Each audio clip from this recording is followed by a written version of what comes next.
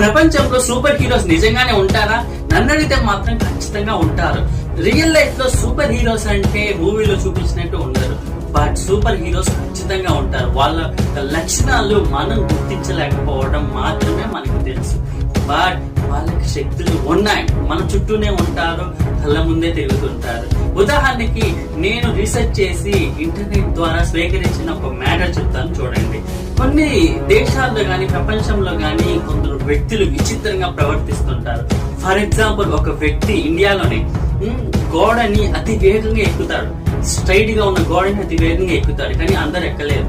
అదేమిటి? ఇంకొకళ్ళు ముందుగానే జరగబోయేదాన్ని గ్రహించుకుంటారు. ఇంకొకళ్ళు వింతమైన లక్షణాలు కలిగిన ఆత్మ యొక్క కంటికి కనిపిస్తుందని కొంతమంది చెప్పుకుంటారు. ఇంకొంతమంది చనిపోయినాక ఏం జరుగుతుందో చూసి వచ్చాయని సైంటిఫిక్ గా కూడా ప్రూవ్ అయింది. బట్ ఇటువంటి కొన్ని లక్షణాలు ప్రపంచంలో ఎన్నో మానవ మనుగడలో దాగి ఉన్నాయి.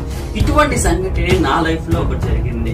అదేంటంటే, నేను డిగ్రీ చదువుతున్న రోజుల్లో నా యొక్క ఫ్రెండ్, ప్రాణ మిత్రుడైన అబ్దుల్ సమద్ అనే ఒక వ్యక్తి ఉన్నాడు.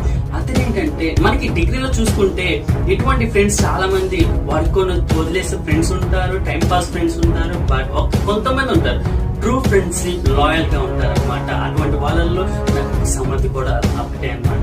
అయితే డిగ్రీలో చేరిన తర్వాత కొన్ని రోజులకి మా పరిచయం చాలా బలపడింది.